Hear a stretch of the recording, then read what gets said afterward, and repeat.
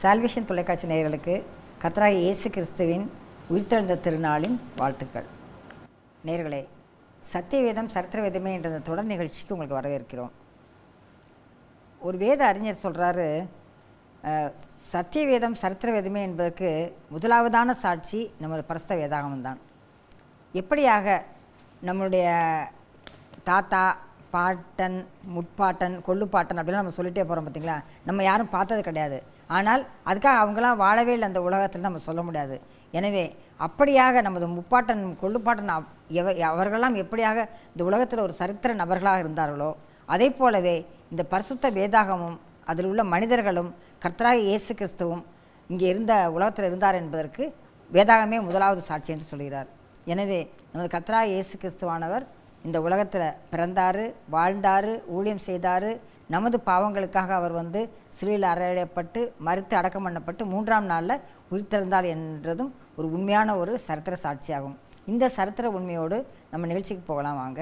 நம்மோடு பேசுவதற்காக திரு வெங்கடேசன் வந்திருக்கிறார். நம்ம அவரோட கலந்துரையாடுவோம். வணக்கம். வணக்கம். இப்போ கர்த்தராகிய இயேசு கிறிஸ்துவனுடைய வாழ்க்கை வரலாறு அப்படின்னு நம்ம பார்க்குறப்ப, இப்போ முன்னாடி மாதிரி யாரும் இந்த காலத்தில் அவர் பிறக்கலை வைக்கலை அப்படி ஒருத்தர் நபரே இல்லை இயேசு கிறிஸ்து சொல்கிறது கிடையாது. ஏன்னா எல்லாமே சரித்திர சம்பவங்களோடு தொல்லியல் ஆராய்ச்சி, அகழ்வாராய்ச்சி மூலம் நிரூபிக்கப்பட்டவையாக இருக்கின்றன. ஆனால் ஒரே ஒரு விஷயத்தை மட்டும், அதாவது எப்படி என்றால் இயேசு கிறிஸ்துவான உயிர்த்தெழுந்தார் என்பதற்கு சரித்திர சான்றுகள் இல்லைன்னு பலருடைய மனதிலும் ஒரு கொஸ்டின் வந்துக்கிட்டே இருக்குது. அப்போ அதை குறித்து மார்ட்டின் நோத் என்ற ஒரு வேத அறிஞர் என்ன சொல்கிறார் அப்படின்னா, அந்த காலகட்டத்தில் ஆண்டவர் உயிர்த்தெழுந்தார் என்று பேசப்பட்ட நிகழ்ச்சி ஒரு பெரிய நிகழ்ச்சியாக முதல்ல பேசப்படவே இல்லை. அதனால் எல்லா சரித்திர நிகழ்வோடும் மற்ற நிகழ்ச்சிகளோடும் அது ஒரு அப்படி கரைந்து போயிடுச்சு, காற்று கரைஞ்சி போன மாதிரி. ஆனால் 1ஆம் நூற்றாண்டு கிறிஸ்தவர்கள், 1ஆம் நூற்றாண்டில் ஆண்டவருடைய கூட இருந்த அந்த சீஷர்கள்லாம் மரித்து உயிர்த்தெழுந்த கிறிஸ்துவை பிரசங்கம் பண்ண போகிறப்ப தான் அதுலேருந்து அதுக்கப்புறம் ஒரு கிறிஸ்டியன் கம்யூனிட்டின்னு ஒன்று தோன்றின பிறகு தான் எல்லாருக்குமே அது சரித்திர நிகழ்வு அப்படின்னு புரிய ஆரம்பிச்சது அப்படின்னு அவர் சொல்கிறார். அவர் ஓகே. முதலாவது இன்றைக்கு நேயர்களுக்கு உயிர்த்தெழுந்த நாள் வாழ்த்துக்களை நான் தெரிவித்துக் கொள்கிறேன் சிஸ்டர். ஒரு அற்புதமான ஒரு கிறிஸ்தவ வாழ்க்கையில் ஒரு அர்த்தமிகு ஒரு அற்புதமான ஒரு நாள் அப்படின்னு சொன்னால் அது இந்த உயிர்த்தெழுந்த நாளை நினைவு கூறுதல் அப்படின்னு நான் நம்புகிறேன். ஏன் அப்படின்னு கேட்டேன், கிறிஸ்தவம் அப்படின்னாலே இயேசு கிறிஸ்துடைய சிலுவையிலும் அவருடைய உயிர்த்தெழுதலும் தான் சிலுவை மரணத்திலும் உயிர்த்தெழுதலும் தான் இருக்குது. அப்போ இதுதான் நம்முடைய அடிப்படை நம்பிக்கை அப்படிங்கிறத நம்ம பார்க்குறோம். இப்போ நீங்கள் சொன்னது போல் ஏன் வரலாற்று ஆதாரங்கள் அதுக்கு இருக்கா அப்படின்னு நம்ம போன வருஷங்களையே அதை குறித்த பல விஷயங்களை நம்ம பேசியிருக்கோம். அதாவது உயிர்த்தெழுதலை குறித்து வரலாற்று பூர்வமாக எப்படியெல்லாம் நம்ம நிரூபிக்க முடியும் அப்படிங்கிற விஷயங்களை சொல்லியிருக்கிறேன். இன்னும் கூடுதலாக கூட நம்ம சில விஷயங்களை பார்க்கலாம். முதலாவது வேதாகமத்தை பொறுத்த வரைக்கும் வேதாகமம் தெளிவாக சொல்லுகிறது, இயேசு கிறிஸ்து சிலுவையிலே மரித்தார், அடக்கம் பண்ணப்பட்டார், அவர் உயிரோடு எழுந்தார்.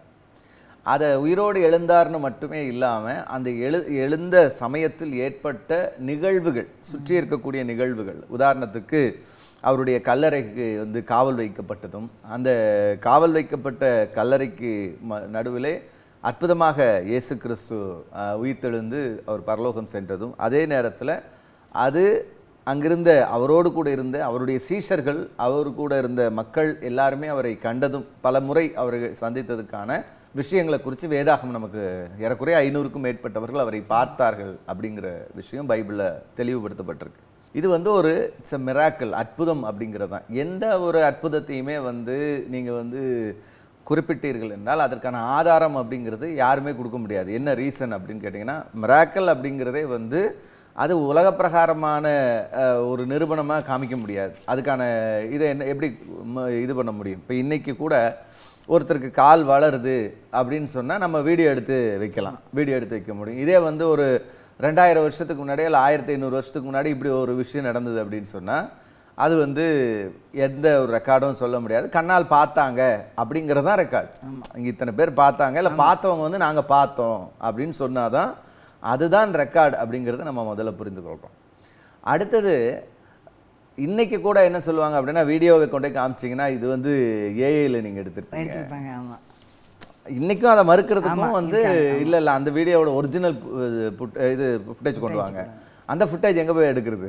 ஒரிஜினல் ஃபுட்டேஜ் யாருக்கிட்ட இருக்குன்னு தெரியாது. அப்போது இன்றைக்கு கூட ஒரு அற்புதத்தை நாம் ஒரு ஆத்தென்டிக்காக ஒருத்தர்கிட்ட நிரூபிக்க முடியுமானா நிரூபிக்க சம்பந்தப்பட்டவர்கள் மட்டும்தான் அதில் வந்து நேரடியான சாட்சிகள். அந்த நேரடியான சாட்சிகள் என்ன சொல்கிறாங்கங்கிறத வச்சும் அவர்களுடைய வாழ்க்கையில் ஏற்பட்ட மாற்றங்களை வச்சு தான் இந்த சம்பவம் நடந்திருக்குமா இல்லையா அப்படிங்கிறத நம்ம புரிந்து கொள்ள முடியும். இதுதான் முதல் விஷயம். இப்போது ஆண்டவராகிய இயேசு கிறிஸ்துவுடைய சீஷர்கள் அப்படின்னு நம்ம எடுத்துக்கிட்டோம்னா நமக்கு நல்லா தெரியும், அவருடைய சீஷர்கள் சாதாரண மக்கள், எந்த ஒரு பெரிய படித்த பண்டிதர்களெல்லாம் கிடையாது. சாதாரண மீன் பிடிக்கக்கூடிய, வரி வாங்கக்கூடிய, இப்படிப்பட்ட சாதாரண நபர்கள். சிலர் வந்து தீவிரவாத அமைப்புகளோடு தொடர்பு இருக்கக்கூடிய, இப்போ நம்ம செலோட்டே என்னப்பட்ட சீமோன் அப்படின்னு படிக்கிறோம். அந்த செலோட்டேஸ் அப்படிங்கிறவங்க வந்து தீவிரவாத, அதாவது ஒரு இடதுசாரி இது சிந்தனை உள்ளவங்க. அங்கே வந்து ஆயுத குழுக்களாக இருந்திருக்கிறாங்க, யூதர்கள் மத்தியில் ஆயுத குழுக்களாக செயல்பட்டிருக்கிறார்கள். அவங்க வந்து புரட்சி செய்து தான் நாம் வந்து அரசை மீட்க வேண்டும் அப்படிங்கிற எண்ணத்தோடு இருந்தவர்களும் இருக்காங்க. சிலர் சொல்கிறாங்க இந்த செலோட்டே அமைப்பை சேர்ந்தவன் தான் நம்முடைய அந்த யூதாஸ் அப்படிங்கிற சீசன் கூட அந்த அமைப்பிலிருந்து வந்திருக்கலாம் அப்படின்ற சிலருடைய கருத்துக்களும் இருக்குது. நமக்கு வேதத்தில் அதுக்கு ஆதாரம் இல்லை. ஆனால் செலோட்டே என்னப்பட்ட சீமோன் அப்படிங்கிறவன் வந்து இயேசு கிறிஸ்துவுடைய சீஷராக இருந்திருக்கிறார் அப்படிங்கிறது நமக்கு தெரியுது. அப்போ இன்றைக்கி நம்ம சொல்கிறோம்ல, ஒவ்வொரு தீவிரவாத இயக்கங்களை பேரை சொல்லும்போது எப்படி நம்ம சொல்கிறோமோ அது மாதிரி, அல்லது ஆயுத புரட்சிகளை செய்யக்கூடிய சில நமக்கு அமைப்புகள் இருக்காங்க, அந்த அமைப்புகளை பேரை நம்ம சொல்லுவோம். அது மாதிரி அவனுக்கு, அந்த நபருக்கு வந்து செலோட்டே அப்படின்னு பேர் பயன்படுத்தப்பட்டிருக்கு. அப்போ அந்த செலோட் அப்படிங்கிற அந்த இது வந்து அமைப்பு வந்து அன்றைக்கு ஒரு தீவிர இடதுசாரி அமைப்பாக ஆயுத புரட்சி மூலமாக வெற்றி பெற்று தேசத்தை உருவாக்க வேண்டும் அப்படின்னு நினைச்ச ஒரு அமைப்பாக இருந்திருக்கு. அப்படி சிலரும் இயேசுவோடு கூட இருந்திருக்கிறார்கள். ஏன்னா இயேசு கிறிஸ்து எப்படியாவது வந்து ராஜாவாயிருவார், அப்போ வந்து நமக்கு நாடு கிடைச்சிரும் அப்படின்னும் வந்து சிலர் வந்து யூதருக்கு ராஜாங்கிற அடிப்படையில் அவரோடு கூட இருந்தார்கள் அப்படிங்கிறதும் நம்மளால் புரிந்து கொள்ளலாம். அப்போது இவங்கெல்லாம் ஒரு பெரிய கல்வியாளர்களோ அல்லது பெரிய பண்டிதர்களோ யாருமே கிடையாது. நம்ம தெளிவாக புரிஞ்சு, வாழ்க்கை முறையுமே ரொம்ப எளிமையான வாழ்க்கை முறை, எளிமையான கிழிஞ்ச வலையை வந்து தைச்சு வலை வந்து மாற்றிக்கிறோங்கிற அது கூட இல்லாமல் கிழிஞ்ச வலை முழுவதும் தேடி மீன் கிடைக்காத ஒரு சூழல், இப்படிப்பட்ட ஒரு உடைஞ்சு போன நிலைகள்ல இருந்து தான் வந்து ஆண்டவராகிய இயேசு கிறிஸ்து வந்து என்ன செய்கிறாருன்னா தன்னுடைய சீஷர்களை தெரிந்து கொள்கிறார். அப்போது இவர்கள் இயேசு கிறிஸ்துடைய அந்த சிலுவை மரணத்தின் நேரத்தில் இவர்கள் சிதறுகிறத நம்ம பார்க்குறோம். பார்க்குறோம் மிக சிறுபான்மை, அதாவது மைக்ரோ மைனாரிட்டின்னு நம்ம சொல்ல முடியும். அவ்வளவு சிறுபான்மையின ஒரு 500 பேரோ 150 பேரோ 1000 பேரோ கூட, அதாவது இயேசுவை ஏற்றுக்கொண்டவர்களாக மனதில் ஏற்றுக்கொண்டவர்களாக ஒரு 50,000 1 லட்சம் இருந்தால் கூட, ஆனால் இயேசுவோடைய சீஷர்களாக இயேசுவுக்காக நான் வந்து வெளியே வந்து பகிரங்கமாக நிற்கிறேன்னு சொல்கிறவங்க அங்கே விரல் விட்டு எண்ணக்கூடியவர்கள் தான். இப்போ உதாரணத்துக்கு இயேசுவோட அற்புதம் பெற்றுக்கொண்ட ஆயிரக்கணக்கான லட்சக்கணக்கான மக்கள் இருந்தாங்க. ஆனால் அங்கே இயேசுக்காக யார் நிற்பா அப்படின்னு பார்க்கும்போது அங்கே யாருமே நிற்கலை. இன்னும் மேல் வீட்டறையில் கூடியிருக்கக்கூடியவங்க பார்த்தீங்கன்னா வெறும் 120 பேர் தான் அங்கே கூடியிருந்தாங்க அப்படிங்கிற பார்க்குறோம். அப்போ அதுதான் ஒரு சின்ன ஒரு குரூப்பாக தான் இருந்திருக்கிறாங்க. அவ்வளோ பெரிய தேசத்தில் ஒரு 120 பேர் தான் வந்து இயேசு கிறிஸ்துவுடைய அந்த உயிர்த்தெழுதலை நம்பி இங்கே கூடியிருக்கக்கூடிய மக்கள்னு பார்க்குறோம். அவங்களுக்குமே ஆரம்பத்தில் இயேசு மரித்த உடனேயே சிலுவை மரணம் முடிஞ்சு அவங்க அடக்கம் பண்ணப்பட்ட உடனேயே வந்து பார்த்தீங்கன்னா அவங்க அந்த ஹோப்லெஸ் ஆகிட்டாங்க. எல்லாமே முடிஞ்சு போச்சு, இனி ஒன்றும் இல்லை. ஏன்னா இயேசு எவ்வளவோ பிரசங்கித்திருந்தும் அவர்களுக்கு அது ஞாபகம் இல்லை. நான் வேதத்தில் எப்பவுமே சொல்லுவேன், ஆனால் பிரதான ஆசாரியனும் அவனுடைய கூட இருந்தவர்களும் பார்த்தீங்கன்னா ரொம்ப தெளிவாக இருந்தாங்க. இந்த எத்தன் முதல்லே வந்து என்ன சொல்லியிருக்கிறான், நான் மரித்து உயிர்த்தெழுவேன்னு சொல்லியிருக்கான். இவன் வந்து ஏதாவது இந்த எத்தை விட பிந்தின எத்துனா பொய், இந்த பொய்யை விட பின்னாடி வர்ற பொய் பயங்கரமாயிடுச்சுன்னா என்ன பண்றது அப்படின்னு சொல்லிட்டு அதுக்கு தான் வந்து அவன் கல்லறைக்கு வந்து காவல் வைக்கிறான். அதான் அவன் நடந்தது. இயேசு கிறிஸ்துடைய சீஷர்கள் கூட அதை மறந்து போனவர்களாக இருந்தார்கள் அப்படிங்கிறத நம்ம பார்க்குறோம். ஆனால் அவர்கள் அதை ரிமைண்டர் அவங்களுக்கு ஆகுது, திரும்ப ஞாபகப்படுத்தி கொள்ளுகிறார்கள். அப்போ ஞாபகப்படுத்தும் போது ஆமாம் இயேசு கிறிஸ்து ஆண்டவர் நமக்கு சொன்னார் அப்படிங்கிற அந்த இயேசுடைய அந்த சிலுவை மரணத்தினுடைய பாதிப்பு அந்த அளவுக்கு அவங்களுக்குள்ள இருந்தது. ஏன்னா தாங்களோடு நடந்தவர், அதே சாப்பாடு கொடுத்துருக்கிறாரு, அதே நேரத்தில் ஒவ்வொரு இடத்துல நடக்கும்போது அற்புத அடையாளங்களை செஞ்சுருக்கிறாரு, எவ்வளோ பெரிய பெரிய காரியங்களை செஞ்சவர், கடலில் நடந்தவர், இவ்வளவு செஞ்ச ஒருத்தரை வந்து கண்ணு முன்னாடியே வந்து பிடிச்சு அசிங்கப்படுத்தி கேவலப்படுத்தி அவரை கொண்டு சிலுவையில் அறையும் போது அதை கிரகிச்சிக்கக்கூடிய அளவுக்கு அவங்களுடைய மனது இல்லை. இப்போ நம்மளே யோசிச்சு பாருங்களேன், நம்ம குடும்பத்தில் யாரோ ஒருத்தர் அல்லது நம்முடைய ரொம்ப ஃபாலோ பண்ணக்கூடிய ஒரு நபருக்கு அப்படி ஆயிடுச்சுன்னா நம்மளுடைய இருதயம் எவ்வளோ பெரிய வலி. அந்த மாதிரி அதுவும் இயேசுவனுடைய சிலுவை மரணம் அதனுடைய பாடுகள் அப்படிங்கிறது நம்மளால் வர்ணிக்க இயலாத அளவுக்கு ஒரு மிகப்பெரிய பாடுகள். அப்போ இவங்க அவரை வச்சிருந்த இடம் என்ன, தேவகுமாரன், கடவுளிடத்துலேருந்து வந்த மெசியா, இப்படி வச்சிருந்த இடத்துல இவ்வளோ ஒரு கடுமையான ஒரு இதுக்குள்ள பாடுகளுக்குள்ள அவர் போகும்போது இவங்க தகர்ந்து போயிட்டாங்க. இவங்களுடைய நம்பிக்கை எல்லாம் விழுந்து போயிடுச்சு.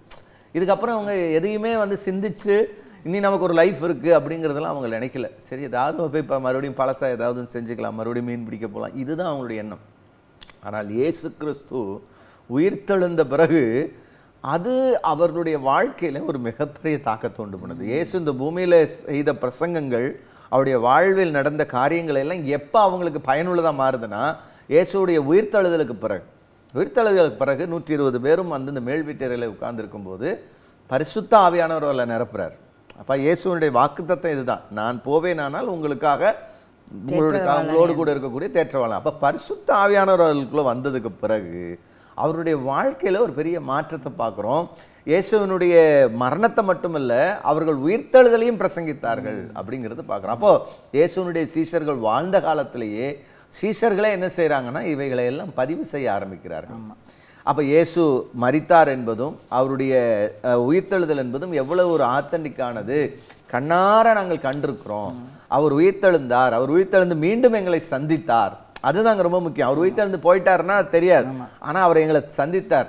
இன்னும் சொல்ல போனால் தோமா ரொம்ப சந்தேகப்பட்டான், அவனை கூட வந்து மறுபடியும் சந்திச்சார் அப்படிங்கிற வரைக்கும் வேதாகமத்தில் பதிவு செய்து வைத்திருக்கிறார்கள். அப்படிங்கிறது தோமா அப்படி சந்தேகப்பட்டது ஒரு வரைக்கும் நல்லதா போச்சு. உண்மை அதுதான். ஏன்னா அவர் விழாவில் கையை போடுறாரு, கையை தொட்டு பாருன்றாரு.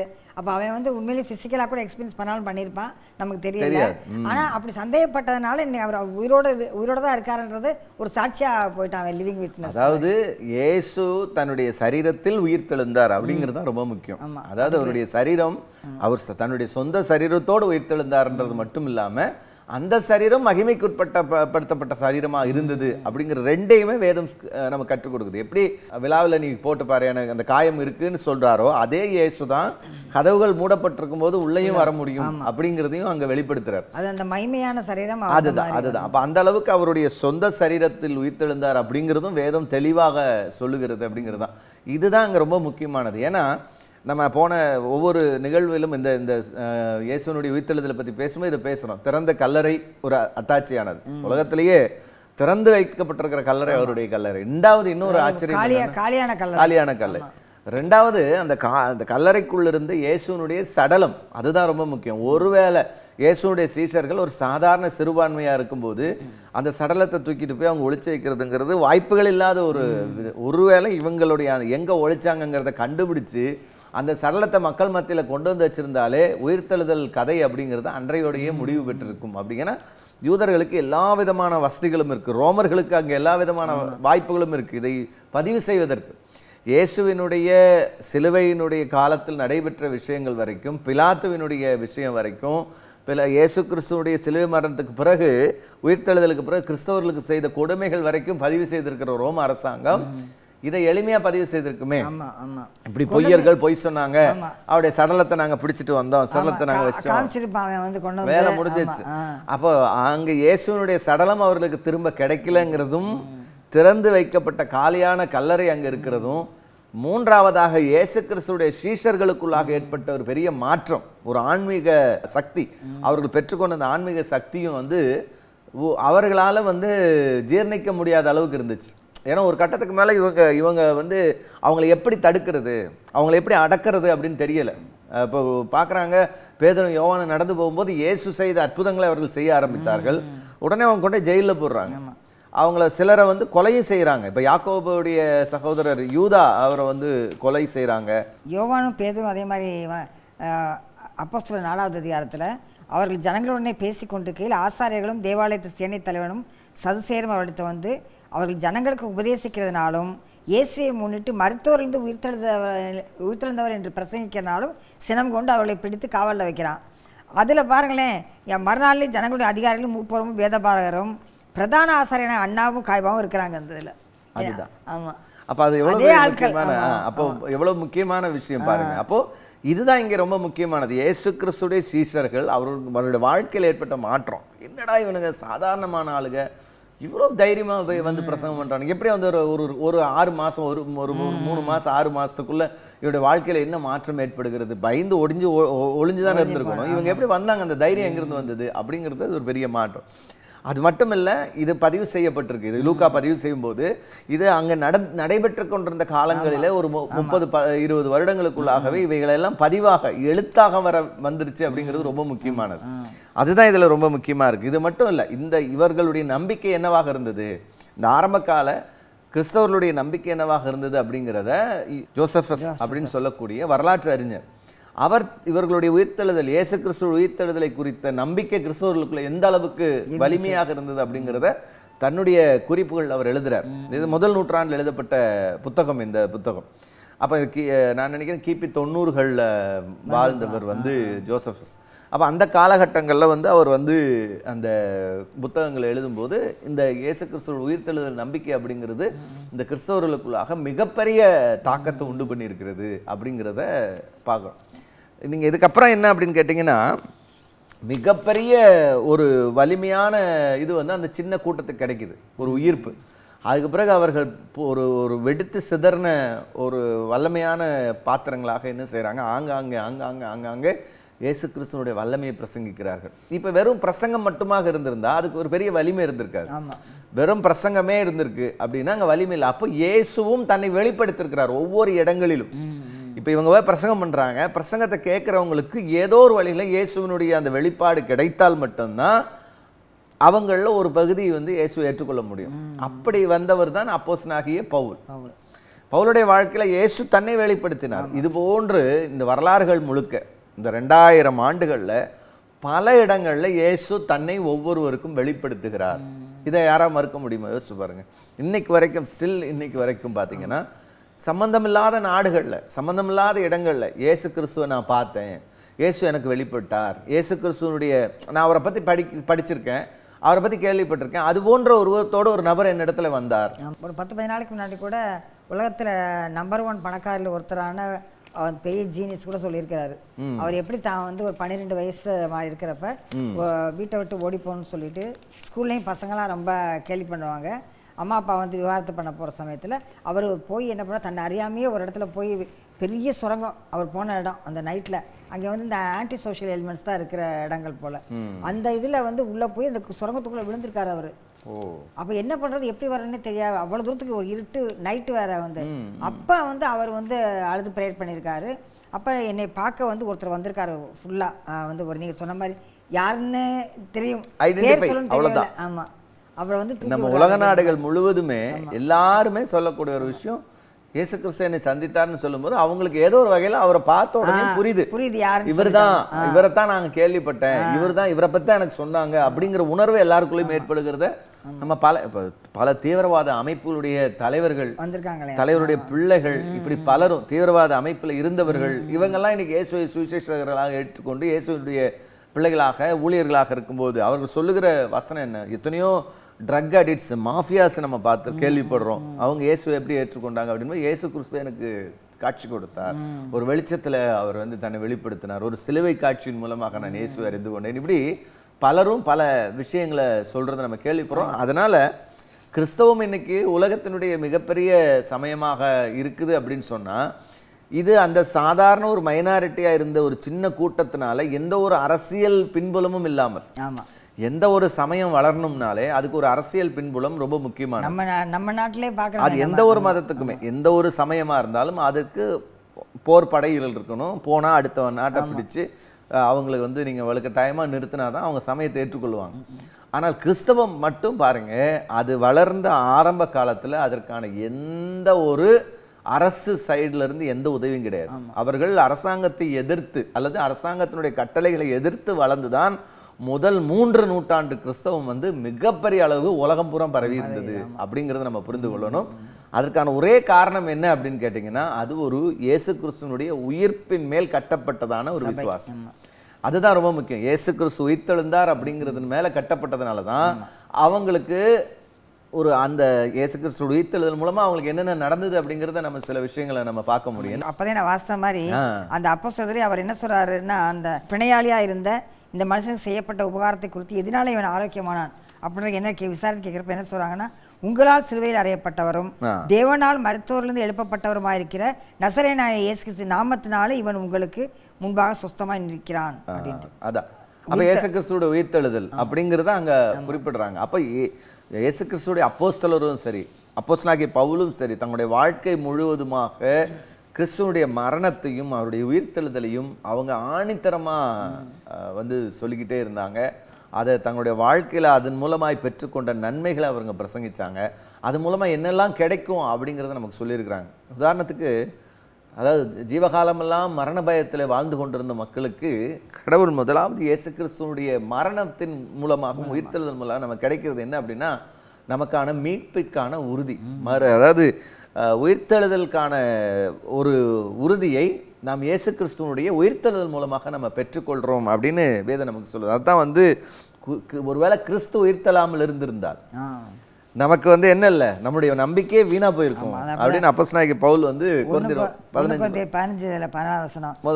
எழுந்திருக்கவில்லை என்றால் எங்கள் பிரசங்கமும் வேறுதான், உங்கள் விசுவாசம் எல்லாமே வீணா போயிருக்கும் அப்படிங்கிறார். அப்போ கிறிஸ்துவனுடைய மரணமும் உயிர்த்தெழுதலும் அப்படிங்கிறது நம்முடைய நம்பிக்கையினுடைய அஸ்திபாரம், நம்முடைய மீட்பினுடைய மிக முக்கியமான திறவுகோல் அப்படிங்கிறத நம்ம பார்க்குறோம். அதுக்கு அடுத்த வசனம் என்ன சொல்லுதுன்னா, 1 கொரிந்தியர் அதே 15:54-55 சரி, யோவான் 11:25 நம்ம வந்து இயேசு கிறிஸ்து மரணத்தை வென்றதால், அவர் மரணத்தை ஜெயித்ததுனால நாமும் நித்தியமாக மரணத்தை ஜெயித்து நாம் என்ன செய்யப்படுவோம், நம்ம நித்தியமாக கடவுளிடத்துல போவோம் அப்படிங்கிற அந்த உறுதியே நமக்கு அவர் நமக்கு தந்துறார். மரணத்தின் மேல இருக்கக்கூடிய ஒரு வெற்றி. இதுதான் கிறிஸ்தவர்களுக்கு, ஆரம்ப கால கிறிஸ்தவங்களுக்கு ஒரு மிகப்பெரிய உயிரூட்டமாக இருந்தது. நம்ம மரித்தாலும் மீண்டும் பிழைப்போம், மறுபடியும் உயிரோடு வருவோம் அப்படிங்கிற நம்பிக்கை இருந்தனால தான் அவங்க தைரியமா எல்லா இடத்துலையும் எழுப்பி நின்னாங்க. நீங்க என்ன வேணா செஞ்சுக்கோங்க, எங்களுக்கு கவலை இல்லை, ஏன்னா எங்களுக்கு நித்திய மீட்பு இருக்கிறது. நாங்கள் நித்திய ஜீவனுக்காக இந்த உலகத்தில் படைக்கப்பட்டிருக்கோம். இயேசு கிறிஸ்து ஏற்றுக்கொள்ளும் போது நாங்கள் நித்திய ஜீவனை அடைந்து கொள்கிறோம் அப்படிங்கிறதும் அந்த உயிர்த்தெழுதலுக்கான நம்பிக்கையும் அவர்களுக்குள்ள இருந்துச்சு. அதை தான் நம்ம 15:20-22 பார்க்குறோம். உயிர்த்தெழுதலும், அதாவது மீண்டும் உயிரோடு எழுந்துறதுக்காக முதல் கனியாக இயேசு கிறிஸ்து இருக்கிறார். நம்முடைய முன்னோடி அவர்தான் முதலாவது உயிர்த்தெழுந்து நமக்கு முன்பாக சென்றார். அவர் உயிர்த்தெழுந்தபடினால் நாமும் உயிரோடு எழுவோம் அப்படிங்கிற அந்த உயிர்த்தெழுதலுடைய நம்பிக்கை நம்ம மக்கள்கிட்ட இருந்தது அப்படிங்கிறத பார்க்குறோம். அதுக்கு அடுத்தது தான் வந்து நமக்கு வந்து அவர் கொடுத்த அந்த வாக்குத்தத்தம். அதாவது 16:7 உங்களை தேற்றவாளன், அந்த 14-16 வரைக்கும் 3 அதிகாரத்தில் நமக்கு தெளிவுபடுத்துறாரு. இயேசு கிறிஸ்துடைய உயிர்த்தெழுதலுக்கு பிறகு, அவர் பரமேறிய பிறகு நமக்காக பரிசுத்த ஆவியானவர் இந்த பூமிக்கு வருவார். அதுதான் இன்றைக்கு இந்த கிறிஸ்தவம் இன்றைக்கு ஏன் வந்து இன்னும் உயிரோட்டமுள்ள மார்க்கமாக, எத்தனையோ கள்ள உபதேசங்கள் உள்ள நுழைஞ்சாலும், எத்தனையோ எதிர்ப்பின் சக்திகள் உள்ள நமக்கு எதிராக நின்னாலும், கிறிஸ்தவத்தை உலகத்திலே இல்லாமல் அழித்து போடணும்னு சொல்லி எத்தனையோ அரசுகள் முயற்சி செஞ்ச போதும் ஏன் அது நடக்கலை அப்படின்னா, கடவுள் நமக்குள்ளாக கொடுத்திருக்கிறதான பரிசுத்த ஆவியானுடைய வல்லமை அப்படிங்கிறத நம்ம புரிஞ்சுக்கிறோம். அப்போ அந்த பரிசுத்த ஆவியான நமக்குள்ள இருக்கிறதுனால தான் நாம் இன்றைக்கும் உயிருள்ளவர்களாக அதை எதிர்த்து போராடக்கூடிய, பாவத்தையும் உலகத்தினுடைய எல்லா விதமான விஷயங்களையும் எதிர்த்து போராடக்கூடிய பலனை நாம் பெற்றுக்கொள்கிறோம் அப்படிங்கிறத நாம் புரிஞ்சுக்கிறோம். அடுத்து இயேசு கிறிஸ்துனுடைய மரணம் உயிர்த்தெழுதல் நமக்கு, அதாவது குறிப்பாக உயிர்த்தெழுதல் நமக்கு என்ன கொடுக்குதுன்னா, திரும்ப நான் கடவுளோட சேருவேன் அப்படிங்கிற நம்பிக்கை நமக்கு, ஒப்புரவாகுதலுடைய ஐக்கியத்தை நமக்கு கொடுக்குது. மறுபடியும் நான் சேர போறேன், அப்பா வீட்டுக்கு நான் போறேன் அப்படிங்கிற அந்த ஒரு, நான் இது வரைக்கும் ரொம்ப தூரத்தில் இருந்துட்டேன், இது வரைக்கும் நான் பிரிஞ்சு இருந்துட்டேன், நான் திரும்ப நான் உறவுக்குள்ள போறேன், நான் மறுபடியும் எனக்கு என் அப்பா கூட போய் சேருவதற்கான உயிர்த்தெழுதல் அப்படிங்கிறத நான் கடவுளோடு இணைந்து வாழப்போகிறோம் அப்படிங்கிற ஒரு மிகப்பெரிய நம்பிக்கை அந்த உறவை நமக்கு தருது அப்படிங்கிறத பார்க்குறோம். அதே மாதிரி தான் உயிர்த்தெழுதல் வந்து நமக்கு என்ன சொல்லுதுன்னா, கிறிஸ்துவுக்குள்ள நாம் உயிர்த்தெழும் போது நாம் புது ஜீவனை பெறுகிறோம் அப்படின்னு வேதம் சொல்லுது. அப்போஸ்தலனாகிய பேதுரு முதல் நிருபத்தில் 1:3 சொல்றாரு. என்ன அப்படின்னு கேட்டிங்கன்னா, துன்பத்தின் மேலே நமக்கு ஒரு வெற்றி. இந்த அற்ப காலம் இருக்கக்கூடிய இந்த பிரச்சனைகள், போராட்டங்கள், வேதனைகள், உலகத்தில் நம்ம அனுபவிக்கக்கூடிய சில போராட்டங்கள்லேருந்து நமக்கு ஒரு பெரிய விடுதலை நமக்கு இருக்குது, ஒரு நித்திய ஜீவன் நமக்கு இருக்குது அப்படிங்கிற ஒரு நம்பிக்கை கிறிஸ்துவனுடைய அந்த உயிர்த்தெழுதல் நமக்கு தருகிறது அப்படிங்கிறத பார்க்குறோம். நித்தியமாக பரலோகத்தில் கடவுளோடு கூட ஆளுகை செய்ய போகிறோம் அப்படின்னு வசனம் சொல்லுது. அவரோடு கூட பாடுகளை சகித்தோமானால் அவரோடு கூட நம்ம ஆளுகையும் செய்வோம். அப்போ இயேசுனுடைய உயிர்த்தெழுதல் அப்படிங்கிறது நமக்கான அதிகாரத்தை தருகிறது அப்படிங்கிறதையும், அதே மாதிரி சிலுவை மேலே ஏற்பட்ட அந்த சாத்தானுடைய வீழ்ச்சி என்பது உயிர்த்தெழுதல்னால நமக்கு ஒரு மிகப்பெரிய வெற்றியை நமக்கு கொடுத்திருக்கிறது அப்படிங்கிறத பார்க்குறோம். அப்போ இயேசு கிறிஸ்துடைய உயிர்த்தெழுதல் அப்படிங்கிறது நம்முடைய வாழ்வில், கிறிஸ்தவ வாழ்க்கையில் ஒரு மிகப்பெரிய பங்களிப்பையும் நம்முடைய நித்திய ஜீவனுக்கான நம்பிக்கையும் நமக்கு கொடுக்கிறது. யாரெல்லாம் அந்த நித்திய ஜீவனுக்கான மரணத்தை குறித்த பயத்திலையும் பாவத்தை குறித்த பயத்திலையும் ஐயோ நீ என்னுடைய எதிர்காலம் என்னாகும் அப்படிங்கிற எண்ணத்தோடு வாழ்கிறாங்களோ அப்படிப்பட்ட மக்களுக்கு விடுதலையை தருகிற ஒரு நற்செய்தியாக, விடுவிக்கிற ஒரு நற்செய்தியாக, நித்தியத்தை வாக்கு பண்ணுகிற ஒரு நற்செய்தியாக, பயங்களிலிருந்து விடுதலை கொடுக்கிறதாக, பாவத்திலிருந்து நம்மை விடுவிக்கிறதாக இருக்கிறது தான் இந்த இயேசு கிறிஸ்துனுடைய உயிர்த்தெழுதலுடைய நற்செய்தி அப்படிங்கிறது பார்க்குறோம். நேயர்களே, இந்த நிகழ்ச்சியில் இதுக்காரும் நம்ம அருமையான ஒரு கிறிஸ்து உயிர்த்தெழுந்த திருநாளுடைய ஒரு செய்தியை கேட்டோம் இல்லையா? எப்படியாக ஆண்டவராக இயேசு கிறிஸ்து நமக்காக பாடுபட்டு மரித்து அவர் மீண்டும் உயிர்த்தெழுந்தனால நமக்கு தேவனோடு ஒரு ஒப்புரவாகுதல் நமக்கு ஒரு இட் இஸ் பீயிங் கேரண்டீடு. நமக்கு ஒரு உறுதி இருக்குது. நம்ம மீண்டுமாக ஆண்டவரோட தேவனோட ஒப்புரவாகி அவரோடு சேர்ந்து மீண்டுமாக அவரது 2ஆம் வருகையில் நம்ம அவரோடு சேர்ந்து ஆளுகை செய்வோம் என்ற ஒரு நம்பிக்கை கொடுக்கத்தக்கதாக இந்த கிறிஸ்து உயிர்த்தெழுந்த நாளினுடைய செய்தி நமக்கு சொல்லுகிறது. கிறிஸ்து எதற்காக இப்படி பாடுபட்டு அவர் மரித்து இவ்வளோ சிலுவையில் இவ்வளோ கஷ்டப்பட்டு மரித்து உயிர்த்தெழுந்தார் அப்படின்னு நம்ம பார்க்குறப்ப வேதம் அருமையாக சொல்லுகிறது. நாம் பாவத்திற்கு செத்து நீதிக்கு பிழைத்திருக்கும்படி அவர் தாமே நமது பாவங்களை சிலுவையில் சுமக்கிறாரு. சாதாரண சிலுவையில் கொடூரமான சிலுவையில் கொடூரமாக பாடுபட்டு அடிக்கப்பட்டார். ஆனால் நம்ம வெறும் 40 நாள் ஒரு உபவாசம் இருந்திருப்போம். 40 நாள் நம்ம நல்ல ட்ரெஸ் போடாமல் இருந்திருக்கலாம். 40 நாள் மாംச உணவுகள்லாம் உட்கொள்ளாமல் நம்ம ஒரு விரதம் இருந்திருக்கலாம். உயிர்த்தெழுந்த திருநாள் முடிஞ்சு போச்சு அப்படின்னு சொல்லிட்டு மீண்டுமாக அதெல்லாம் செய்ய தொடங்குவோம். இப்படிப்பட்ட கொண்டாட்டங்களுக்காகவே ஆண்டவர் கஷ்டப்பட்டு இந்த மாதிரி அவர் அடிக்கப்பட்டு இருக்கவில்லை. உதாரணமாக முதலாவது தமிழ்நாட்டில் கிறிஸ்தவம் வந்தது என்று சொல்கிறப்ப திருநெல்வேலியை சொல்லுவாங்க. ஆனால் இன்றைக்கி ஒரு செய்தியை கடந்த ஒரு 2 ஆண்டுகளுக்கு முன்னாடி படித்தப்ப என்ன படித்தேன் அப்படின்னா, ஒரு போதகர் தான் மக்களை வழிநடத்தி கொண்டு செல்கிற ஒரு பிரபலமான போதகர் என்று சொல்லி கொண்டு இருக்கிற ஒருவரை தார தப்பட்டையோட ஒரு கோவிலுக்கு பிரசங்கம் பண்ணுவதற்காக ஒரு பெரிய ரதத்தில் வைத்து ஏற்றி கொண்டு போகிறார்கள். அவ்வளோ தூரத்துக்கு ஆட்டப்பாட்டம் கொண்டாட்டம் தான். இப்போ இன்னும் சமீபத்தில் ஒரு ஊரில் ஒரு பிரபலமாக சொல்லப்படுகிற ஒரு போதகர் தனக்கு ஒரு கிளை சபை ஆரம்பிக்கிறப்ப ஆடி காரில் பென்ஸ் காரில் இறங்குவதை என்ன பார்க்கிறோம். மக்கள் எல்லாரும் அல்லேலூயா க்ளோரி டு காடெல்லாம் தான் சொல்லி கொண்டிருக்கிறார்கள். ஆனால் நீங்கள் யோசித்து பாருங்கள், எவ்வளவு தாழ்மையாக இருந்து ஆண்டவராக இயேசு கிறிஸ்து பரலோகம் ஏறின பின்பு 1ஆம் நூற்றாண்டு அவருடைய சீஷர்கள் எல்லாம் விசுவாசிகள் எத்தனை பேர் அடிக்கப்பட்டு நொறுக்கப்பட்டு சிங்கத்தில் கெபியில் அடைபட்டெல்லாம் அவங்க செத்தாங்க. எதற்காக வேண்டால் விசுவாசத்தை காத்துக்கொள்ள வேண்டும் என்று. அப்படிப்பட்டவர்களால் தான் இன்று கிறிஸ்தவம் பரவி இப்போது நம்ம விசுவாசம் நம்ம உறுதியாக நின்று கொண்டிருக்கிறோம். எனவே இயேசு கிறிஸ்துவான உயிர்த்தெழுந்த திருநாளின் அன்று இப்படிப்பட்டவர்களாம் பின்பற்றாமல் வேதத்தில் சொன்ன வழிகளை பின்பற்றி கிறிஸ்தவ இயேசு கிறிஸ்து என்ன சொல்லியிருக்கார் என்பதை பின்பற்றி நாமும் தாழ்மையாக நடக்க கண்டுவோம். அதற்காகத்தான் நமக்கு மாதிரியை முன்வைத்து அவர் போயிருக்கிறார் இல்லையா? எனவே மீண்டுமாக உங்கள் அனைவருக்கும் கர்த்தராகிய இயேசு கிறிஸ்து உயிர்த்தெழுந்த திருநாளின் வாழ்த்துக்களை சொல்லிக்கொண்டு விடைபெறுகிறோம். சத்தியவேதம் சரித்திர வேதம் என்ற நிகழ்ச்சியோடு இணைந்திருங்கள். நன்றி, வணக்கம்.